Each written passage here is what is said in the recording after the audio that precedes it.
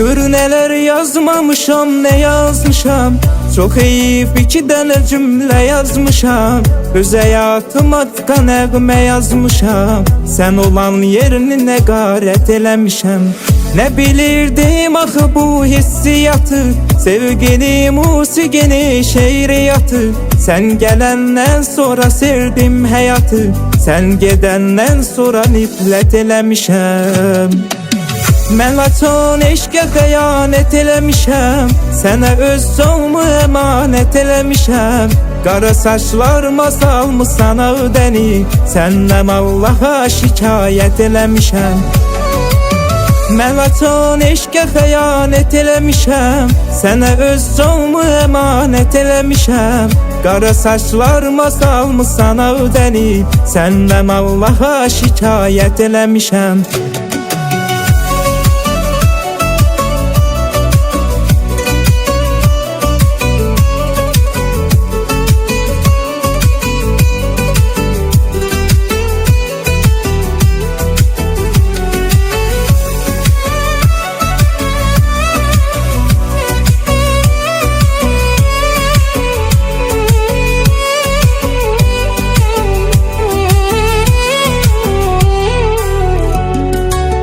Ölürəm çox böyük ehtimal ilə, həyatım olmadı bir misal ilə. Mən müqəddəs sayaraq xəyal ilə, qara gözlərini ziyarət eləmişəm.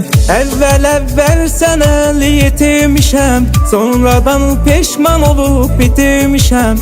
Mən öz ürəyimi qətlə yetirmişəm, mən özümə qarşı cinayət eləmişəm.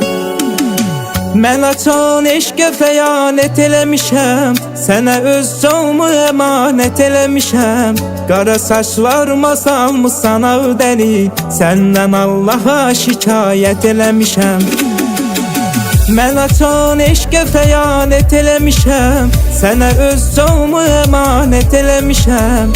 Qara saçlarıma salmışsan ağdəni, səndən Allaha şikayət eləmişəm.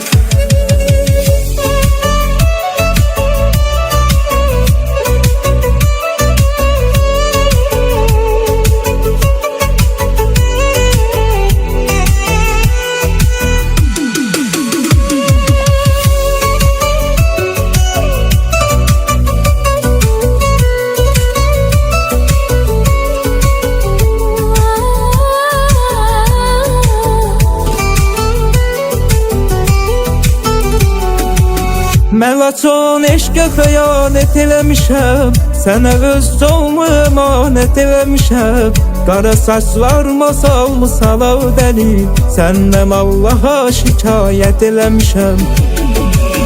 Mən laçon eşqə xəyanət eləmişəm, sənə öz könlümə əmanət eləmişəm. Qara saçlarıma artıq sən mən Allahıma şikayət eləmişəm.